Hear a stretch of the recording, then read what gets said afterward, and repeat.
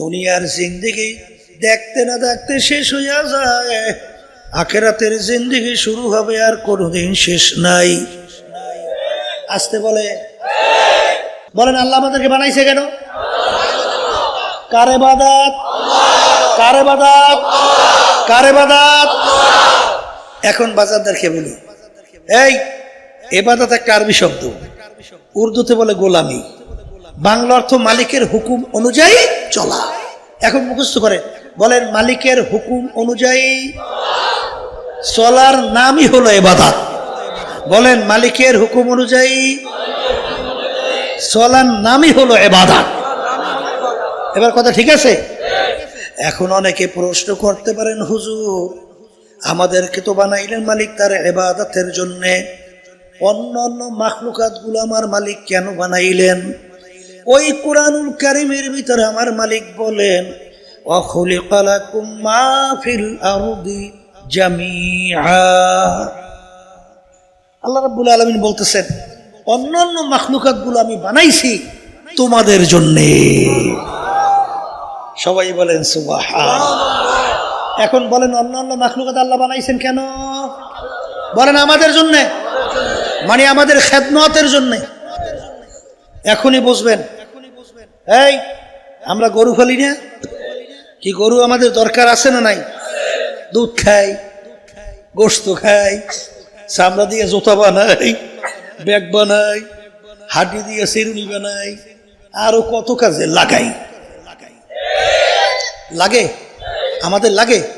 আচ্ছা বলেন তো, একটা মানুষ যদি দুনিয়া না থাকে, গরুর কি হয়? কিছু হবে? ভালো করে বোঝে। তাহলে গরু আল্লাহ আমাদের খেদমতের জন্য বানাইছে, কথা ঠিক? আচ্ছা মাছ আমাদের লাগে? মাছ, হ্যাঁ কি মাছ খানটাম না বুঝি আপনারা? এই এখানে তো মাশাআল্লাহ সাগর কাছাকাছি ফেরাই আছে, ভালোই মাছ দেখছিলাম তো ছোটবেলায়। এখন কি অবস্থা কে জানে? কি আছে না মাছ? মাছ যাই হোক, তাইলে মাছ আমাদের দরকার আছে না নাই?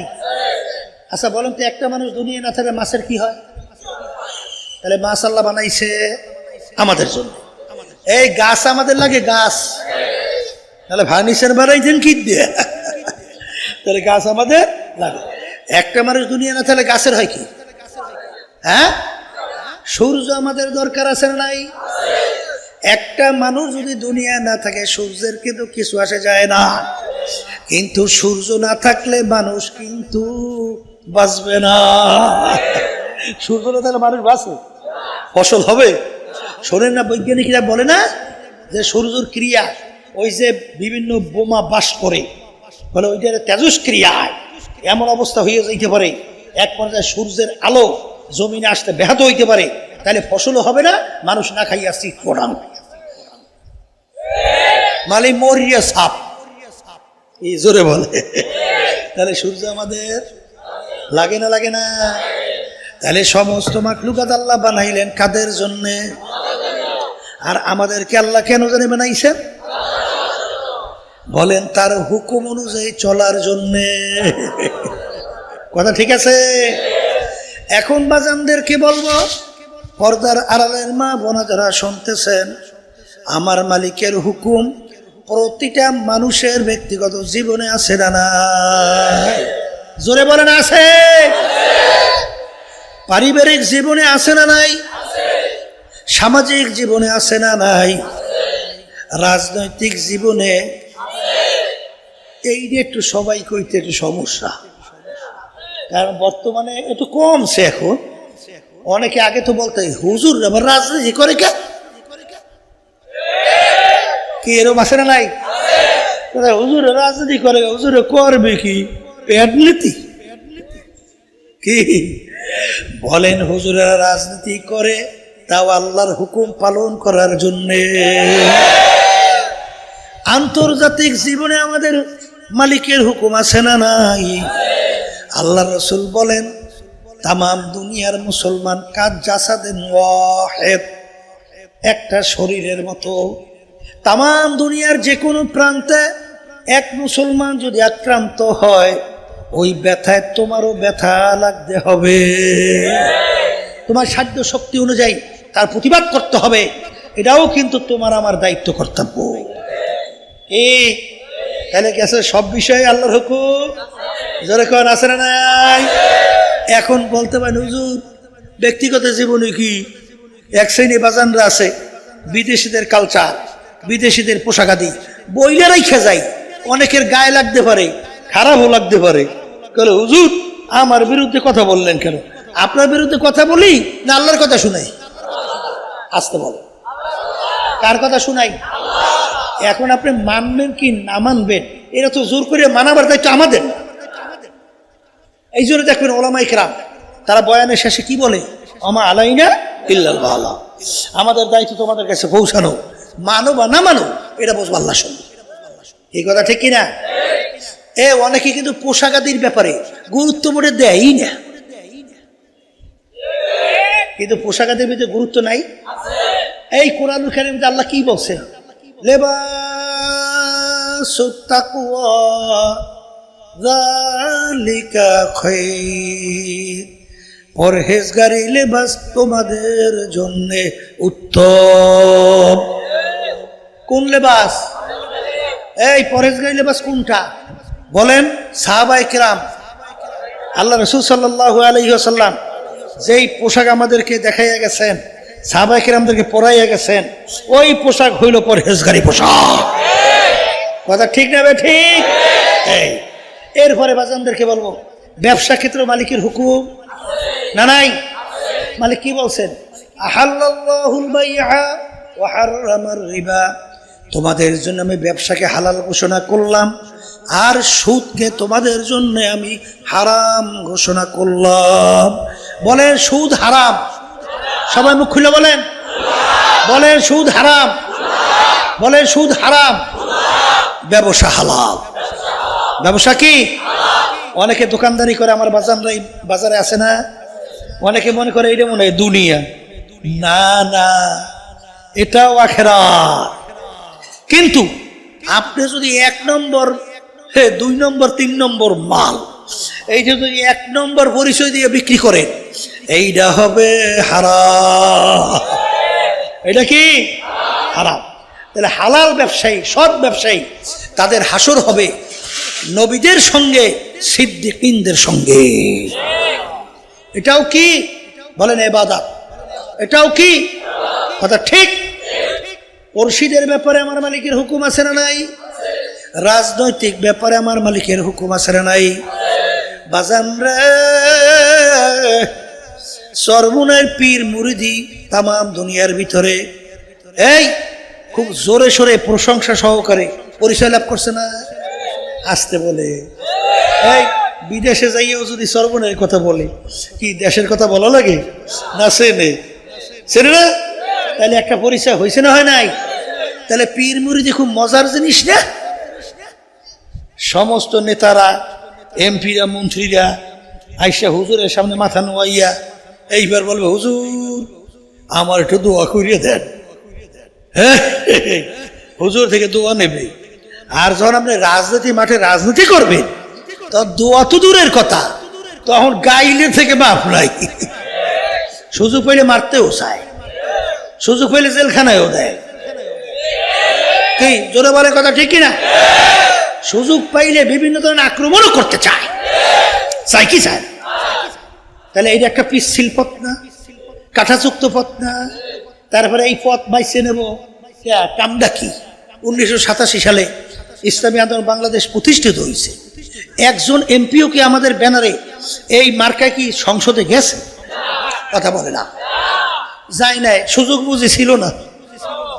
ছিল, বহুত সুযোগ ছিল। আওয়ামী লীগ গতি এই 2024-এ বহুত এমপি প্রস্তাব নিয়ে আসছিল আমার কাছে। বিএনপি এখনো চেষ্টা করতেছে, বিভিন্ন দলকে দিয়ে এখনো বহুত চেষ্টা করে। তাই এমপি মন্ত্রী হওয়ার যদি লোভ থাকতো, ও কবে এমপি মন্ত্রী হওয়া যেত অন্টুর ব্যাপার। কিন্তু বাজার এমপি মন্ত্রী হইতে গেছি, বলে হুজুর যান নাই কেন? কেন যান নাই? বলে যাবো কিভাবে? ওই যে মালিক যে বাধা দিয়ে রাখছে। এটা বাধা দিছে। কি বাধা দিছে?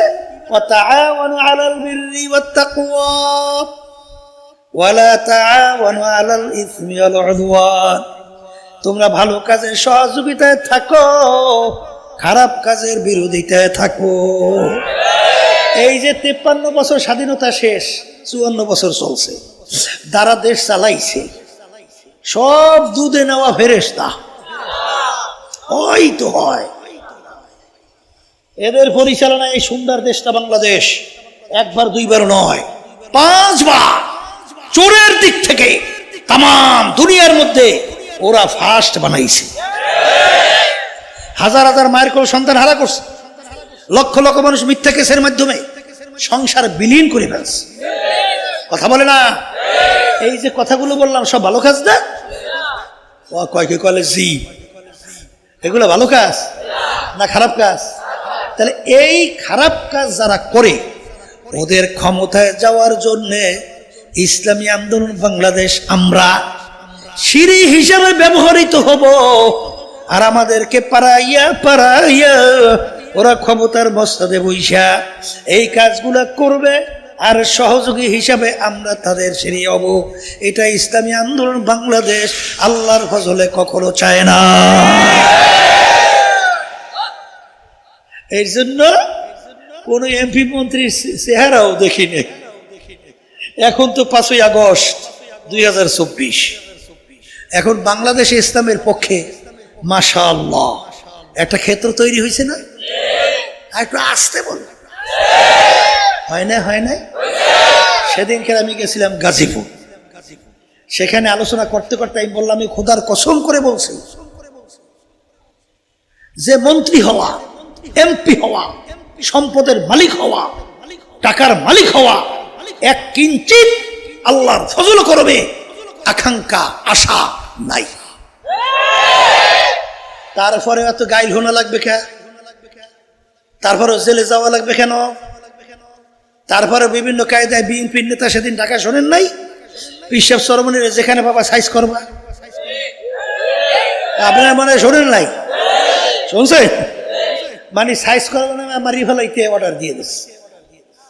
তাই তুমি তো ভালো কথা, মালিক যতদিন হায়াতে রাখবে ও কেউ মারতে পারবে? আমার আব্বাজান রহমাতুল্লাহি আলাইহি ওদের অন্যায় প্রতিবাদে যখন আওয়াজ তুলছিল, তখন এক শ্রেণীর আব্বাজানকে ভয় দেখায়, হুজুর এ ফালা বেফালা করতেছেন কি? তখন আব্বাজান বলছিলেন, শোনো, যদি কোনো বুলেট আমি ফজলুল করিমের নামে লেখা না থাকে, ওরা যত বুলেট গুলি করবে ও আমার গায়ে লাগবে না। আর যদি কোনো বুলেটের গায়ে লেখা থাকে এইটা ফজলুল করিমের জন্য নির্ধারিত, মারার সঙ্গে সঙ্গে শেষ। জোরে বলা কথা ঠিক কিনা? তাই ওরা আমাদেরকে ভয় দেখায়, আবার আমার বিরুদ্ধে শোনেন নাই ঢাকা বসে স্লোগান দেয়, মিথ্যা বলে নেশা খায়, বিশ্বাস চর্ম নাই। শুনছেন? শুনছেন না শোনেন নাই? শুনছেন? তাহলে এই রাজনীতি মাঠে না থাকলে গাইল শোনা লাগতো? আসতে বল লাগতো? এই বিএনপির সময় আমার জেলেও দিয়েছিল, হ্যাঁ জানেন? বিএনপির সময় আমি নাকি বিএনপির এক নেতার পকেট দিয়া 5,000 টাকা ছিনতাই করে নিছি। কয় টাকা? 5,000। এই 5,000 টাকা ছিনতাই করে নিছি এই মিথ্যা কেস দিয়া। আমার বিরুদ্ধে বরিশালের আদালত ম্যাজিস্ট্রেট 5 বছরে আমাকে সাজা দিয়ে দিয়েছে। আমার ছোট ভাই ফয়জুল করিম কেউ, আমার ভাই জিয়াউল করিম, আবুল খায়ের, এই কয় ভাইয়ের বিরুদ্ধে 5 বছর সাজা। তা আমি গেলাম জেলের মধ্যে, জেলে যাইয়া এই মুড়া রুটি আর এই পাতলা ডাই কিন্তু আমি খাইয়েছি। কি এই রাজনীতি মাঠে না থাকলে জেলে যাওয়া লাগতো? কথা বলে না? ওরা এসে আমাদের কাছে দোয়া চাইবে, হাদিয়া তোফা দেবে, মাথারে নোয়াই দেবে, হুজুর একটু দোয়া করে, হুজুর একটু দোয়া করে। কি কথা ঠিক দেবে? ঠিক। অত দূরের কথা, উল্টে পেলে এখন ফিডেনের জন্য দৌড়ে আর পিছনে হুকুম দিয়ে দেয়। এরা বিশাল কঠিন ব্যাপার না, কাঁটাযুক্ত পথ না। কিন্তু এই পথে কেন নামছি? আমার মালিক যখন কিয়ামতের ময়দানে জিজ্ঞাসা করবে, আমার আব্বাজান বলতেন, ফজলুল করিম, আমার দিন রাষ্ট্রীয় পর্যায়ে বাস্তবায়নের জন্য তুমি কি চেষ্টা করছো? উত্তর দাও, সামনে যাও। তখন যারা বলতে পারে, মালিক তোমার দিন রাষ্ট্রীয় পর্যায়ে প্রতিষ্ঠার জন্য আমার সাধ্য শক্তি অনুযায়ী চেষ্টা কইরা তারপর তোমার দরবারে হাজিরা দিতে আসছি। জোরে বলে কথা ঠিক না? এই উদ্দেশ্য একটাই, আর কিছু না। অনেকে বর্তমানে বলা শুরু করছে, সর্বনে বিশ্বে বেরান লোভ হয়ে গেছে, ক্ষমতায় যাইবে। ওরে পাগল, তোকে এমপি মন্ত্রী কি সম্মান? ওর সে 14 গুণ সম্মান আল্লাহ আমাদেরকে দিয়ে রাখছে। হ্যাঁ, চোরের গোষ্ঠীরা, হ্যাঁ কি সম্মান তোকে? ক্ষমতা থেকে নামার পরে তারপর হ্যান্ডকাপ লাগাই জেলের ভিতরে নিয়ে যায়, ডাকাইতের মতো, চোরের মতো। ওদের সম্মানটা কিসে? শরম লজ্জা থাকা লাগে না? যেই কথা বলতে চাইছিলাম, বাজান কেউ রাগ করেন না? কে বল? এই জন্য কথা বলতেছিলাম, এ আল্লাহর বান্দারা, আল্লাহর কুতু ফজল করি রহমতুল্লাহি আলাইহি, তিনি এই আল্লাহর হুকুম পালন করার জন্য রাজনীতি মাঠে যখন নামছিলেন, তার গাড়ির উপরে আঘাত কইরা তার গাড়ির কাজ পর্যন্ত ভাঙিয়ে ফেলছিল। 18টার মতো কেস আব্বাজান রহমতুল্লাহ বিরুদ্ধে এই বাংলাদেশে, এই তখন আওয়ামী লীগের সরকার, আওয়ামী লীগ আব্বাজানের বিরুদ্ধে প্রায় 18টার মতো কেস দিয়েছে, জানেন? কিন্তু আল্লাহর কুতুব কি এক বিন্দু ওদের কাছে মাথা নিচু করছে? আবার জোরে কান করছে? কেন করে নাই? কেন করে নাই? ওদের অন্যায়ের সহযোগী হয় নাই, ঠিক না? আচ্ছা, আমরা যদি কথা না বলি, সবাই মুখ চুপ করে বই দেখেন, তাহলে দেশ চোরে ভরিয়ে যাইবে না? চাঁদাবাজিতে ভরিয়ে যাইবে না? মিথ্যা কেসের মাধ্যমে সমস্ত হাজার হাজার লক্ষ লক্ষ ফ্যামিলিগুলো ধ্বংস হবে না? এই দেশটা গোল্লায় যায় না? কথা বললেই দোষ। আমরা কথা বলবো কা? হাজার হাজার লক্ষ লক্ষ কোটি কোটি মানুষ বলতেছে, বিভিন্ন প্রিন্ট মিডিয়া, ইলেকট্রনিক্স মিডিয়া, সেগুলো সচরাচর সবসময় প্রচার হইতে আসে না? কথা হয় না? এই আজকেও পত্রিকা আসে নাই, এই যে সর কুকরি মুকরি, সেখানে যে মাদ্রাসা দখল করিয়া বিএনপি এলারা জোর করে অফিস বানাইছে। আর এইটা আমি কইনি কলে হই, এই সর্বনে বিশ্বাস বিএনপির বিরুদ্ধে কথা কয়, আমেরিকার বিরুদ্ধে কথা কয়, তাই পেপার ভিড়েই বেকিটা বলে কথা ঠিক না বেঠি? আমরা কইলি দোষ না? আমরা কইলি আমাকে দুর্বল পাইছে, তো নরম পাইছে। আর একটা কথা আছে, নরম পাইলে বলে মাথায় উঠতে তার ভান নাচে। কারণ আমরা হুজুর মানুষ, আমরা কি কিছু কইতে পারি? ওরা হালার ফহালা কই গাইল দেয়, আমরা পারি? কথা কর না কেন? আমরা তো কই, ভাই তুমি গাইল দিছো দেওয়া, আমি তোমার গাইল দিতে পারি না ভাই, বাপসাই বাপসাই বাপসাই, এছাড়া কোনো কায়দা আছে? কথা কর না কে? এই জন্য আমার বাজানদারকে বলি, শোনেন, কেউ রাগ করেন না, দুনিয়া কিন্তু থাকার জায়গা না, কেউ থাকতে পারে নাই, পারবেও না, ঠিক? মালিক আমাদেরকে বানাইছেন তার ইবাদতের জন্য। ইবাদত শব্দের অর্থ মালিকের হুকুম অনুযায়ী চলা। আবার জোরে বলেন, কথা ঠিক না? তবে বর্তমানে বাংলাদেশের মধ্যে আজানের শব্দে বাচ্চাদের ঘুম ভেঙে যায়, আজানের শব্দে বাচ্চারা মায়ের কোলে ঘরে যায়। যেই দেশের ভিতরে ঢাকা বাংলাদেশের রাজধানী, বলা হয় মসজিদের নগরী, যেই দেশের মধ্যে জুমার নামাজের সময় মসজিদে মুসল্লিরা ধরে না, যেই দেশের মধ্যে আলেম ওলামা তোলাবার কোনো অভাব নাই, সেই দেশের ভিতরে 53 বছরের মধ্যে ইসলাম নামক নীতি আদর্শ পরাজয়। জয় না পরাজয়? আবার জোরে বলেন, জয় না পরাজয়?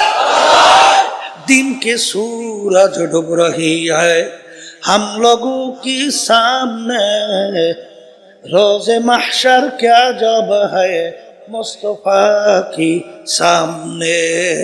হে কবরের যাত্রীরা, এ পর্দার আড়ালের মা বোনেরা, বাজান তোমাদের পা ধরি, হাতেও ধরি, আমাদেরকে গালি দিয়া কোনো লাভ নাই রে বাজান।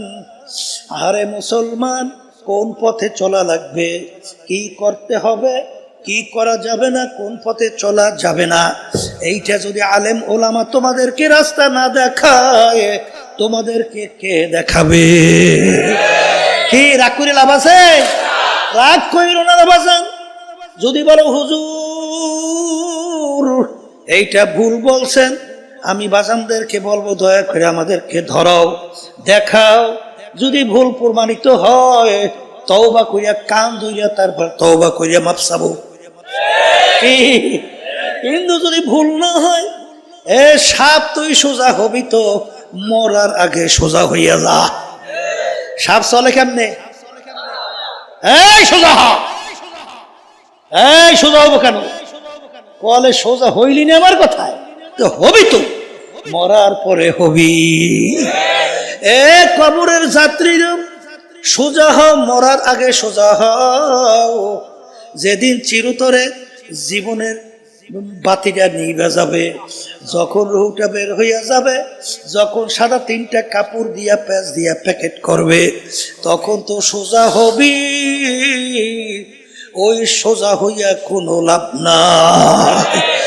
জোরে বলো কথা ঠিক না বেঠিক? বাজার হাকিমুল উম্মত আশরাফ আলী থানভী রহমাতুল্লাহি আলাইহি একটা ঘটনা লেখছেন। রাখাল কতগুলা গরু পালতো, আরে প্রতিদিন মরা ঘাসে গরু বাইন্ধে রাখতো।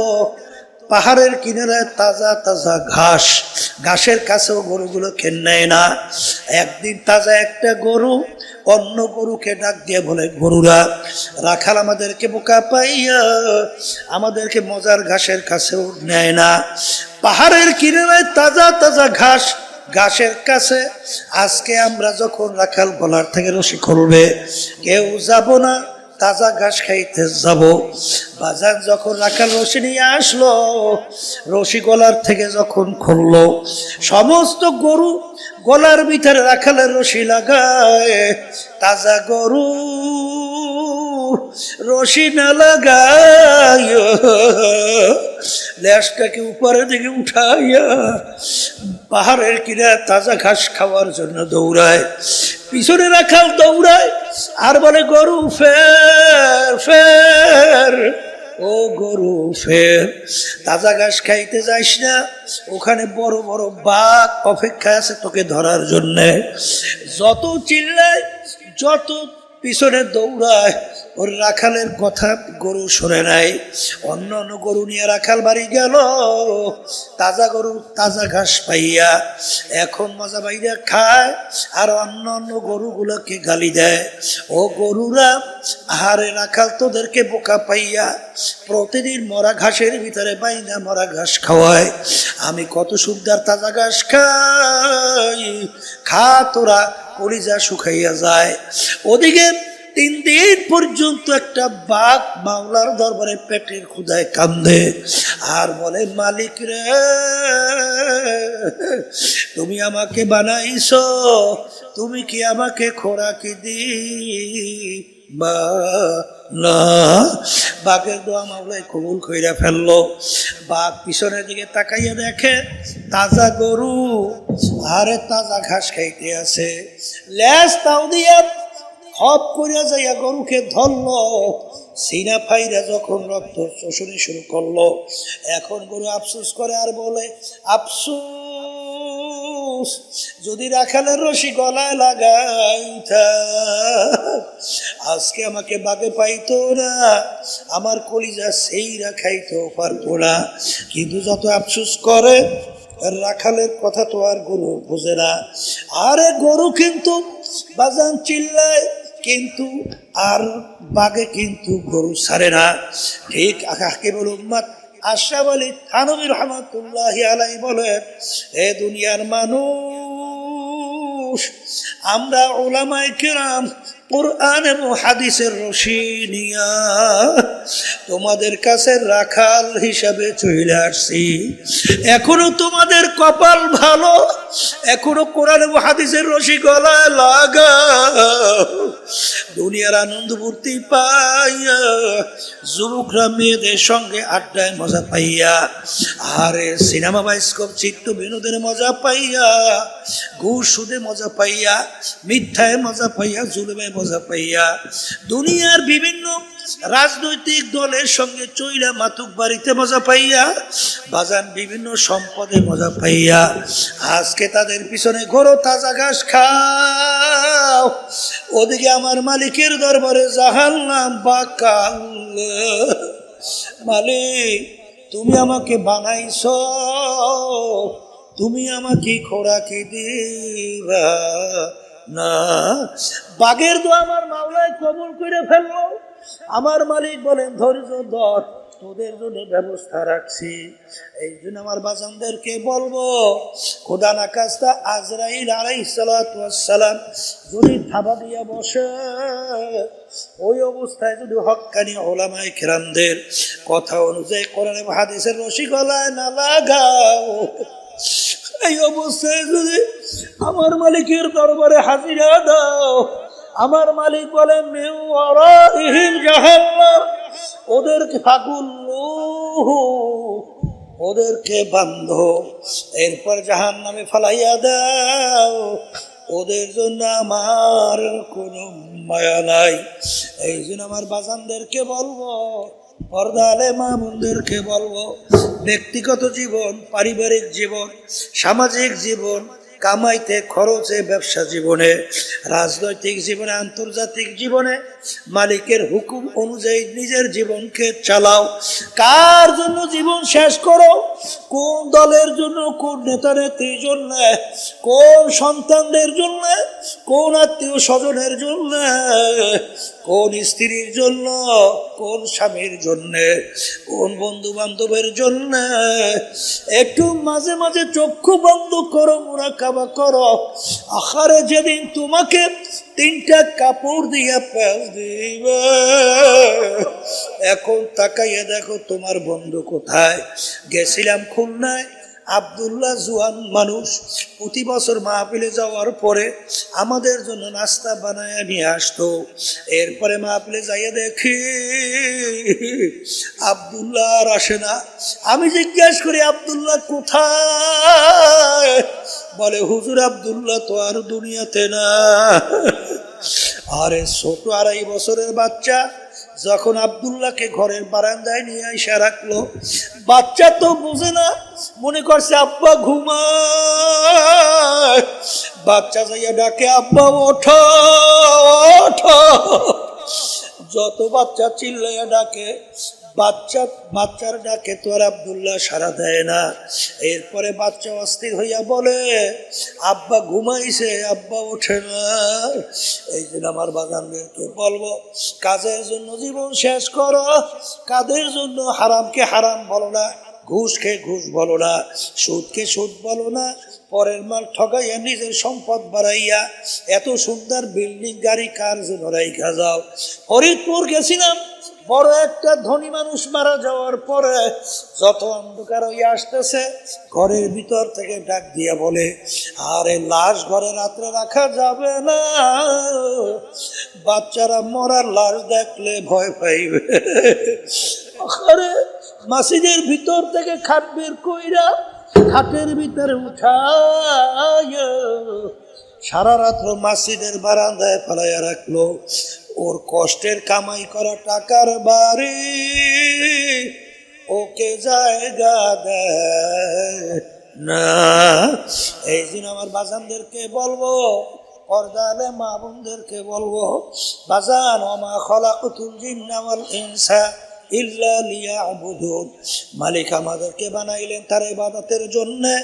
ব্যক্তিগত জীবন, পারিবারিক জীবন, সামাজিক জীবন, অর্থনৈতিক জীবন, কামাইতে খরচে, রাজনৈতিক জীবনে, আন্তর্জাতিক জীবনে, সুরাতে সিরাতে, পোশাকাদিতে, আমার মালিকের হুকুম অনুযায়ী নিজের জীবনকে চালাও, এরপর দুনিয়া থেকে বিদায় নিয়ে কবরে যাও। কারণ কবরে যদি পরিচয় দাও আমি চরমনের মুরিদ, এই পরিচয় কিন্তু কবরে কোনো কাজ হবে না। যদি পরিচয় দাও আমি অমুক বংশের লোক, আমি অমুক দলের লোক, আমি অমুক পীর, আমি মুফতি, আমি মুহাদ্দিস, এই পরিচয় কিন্তু কবরে চলে না।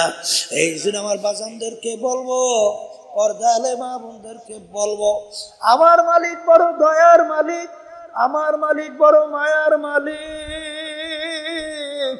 পাহাড় পরিমাণ গুনাহ হয়ে গেছে, যদি তুমি দুই চোখের পানি ছাইরা দুই হাত মালিকের দরবারে উঠাইয়া যদি করুণ সুরে ডাক দাও, এ আমার দয়ার মালিক, নাফরমান তোমার দরবারে হাজির।